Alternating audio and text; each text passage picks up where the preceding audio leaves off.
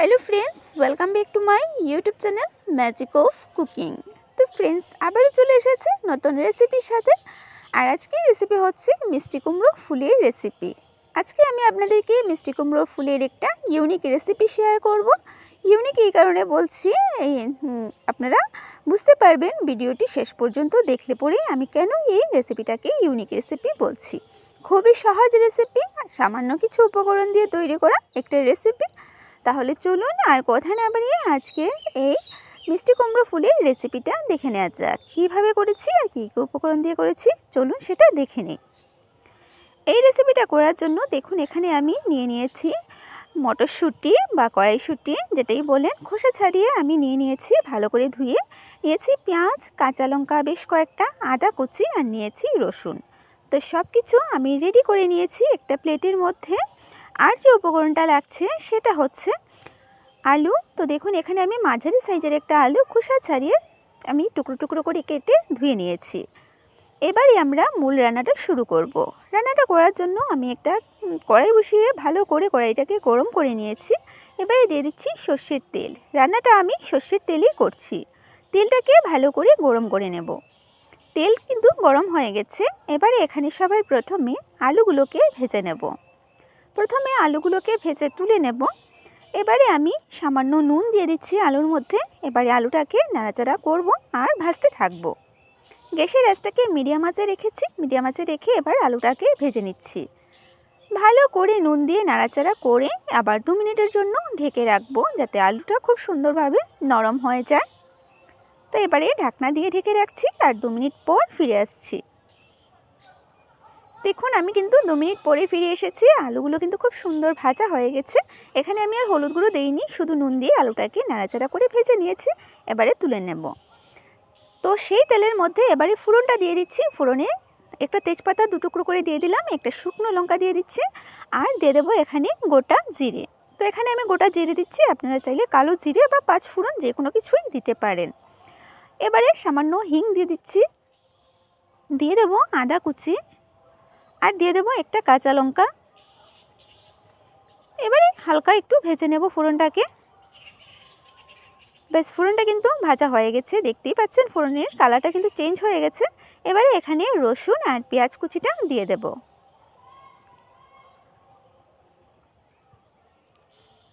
অল্প নুন দিয়ে দিচ্ছি যাতে রসুন আর পেঁয়াজটা খুব ভালো করে নরম হয়ে যায়। এবারে কিন্তু ভাজতে থাকবো পেঁয়াজ রসুনটাকে ভালো করে, যাতে এর কাঁচা ভাবটা চলে যায় আর একটা সুন্দর কালার চলে আসে।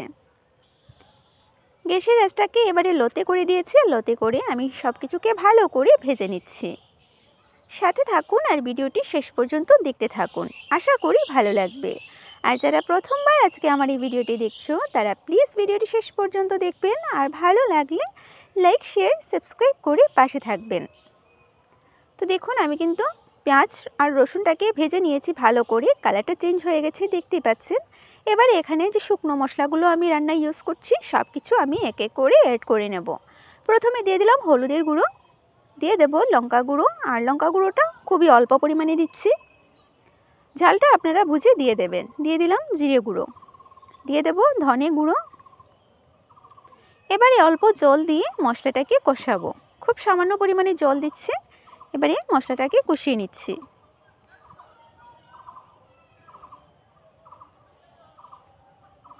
তো আমি কিন্তু মশলাটা অল্প অল্প জল দিয়ে কষাচ্ছি, আপনারাও এভাবে কষিয়ে নেবেন। তো অল্প জল দিয়ে প্রথমে এইভাবে একটু নাড়াচাড়া করে নিলাম মশলাটাকে, তারপরে আবার আলুর সাথে আবার মশলাটাকে কষাবো। তো আমি ভেজে রাখা আলুগুলো দিয়ে দিচ্ছি, আবারও অল্প জল এখানে দিয়ে আবারও মশলাটাকে আলুর সাথে কষাবো। তো দেখুন আমি কিন্তু আবার মশলাটাকে কষিয়ে নিচ্ছি আলুর সাথে ভালো করে। মশলাটা কিন্তু আমার কষানো হয়ে গেছে। এই অবস্থায় এখানে আমি দিয়ে দেব মটরশুঁটি। এর আগে দিয়ে দিচ্ছি আরও 3-4 কাঁচা লঙ্কা। তো চিড়ে রাখা কাঁচা লঙ্কা দিয়ে দিলাম আর লঙ্কা গুঁড়ো খুব সামান্য দিয়েছি, ঝালটা আপনারা আপনাদের টেস্ট অনুযায়ী দিয়ে দেবেন। মটরশুঁটি দিয়ে আবারও ভালো করে মিশিয়ে নিলাম। মেশানোটা হয়ে গেছে। এবারে এখানে পরিমাণ মতো গরম জল অ্যাড করে নিচ্ছি।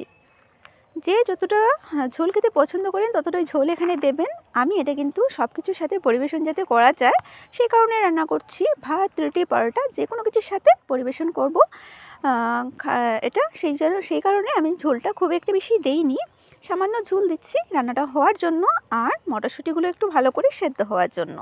পরিমাণ মতো নুনটা দিয়ে দিচ্ছি আর নুনটা দিয়ে এবার ঢাকনা দিয়ে ঢেকে রাখবো 3 থেকে 4 মিনিটের মতো। খুব একটা বেশি রান্না করতে হবে না, কারণ মটরশুঁটি সেদ্ধ হতে খুব একটা বেশি সময় নেয় না। তো 3 থেকে 4 মিনিট হলেই হয়ে যাবে। আমি ঢাকনা দিয়ে ঢেকে রাখছি।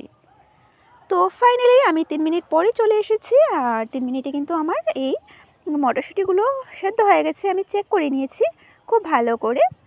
এবারে এটাকে ভালো করে নাড়াচাড়া করে এবারে আমি দিয়ে দেব মিষ্টি কুমড়োর যে ফুলগুলো কেটে রেখেছিলাম সেটাকে। মিষ্টি কুমড়োর ফুলটাকে দিয়ে দিলাম।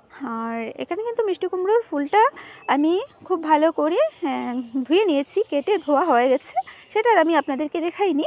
এবারে ভালো করে মিশিয়ে নিচ্ছি। তো খুব ভালো করে মিশিয়ে নেব আর মিশিয়ে তারপরে একটা ঢাকনা দিয়ে ঢেকে রাখবো।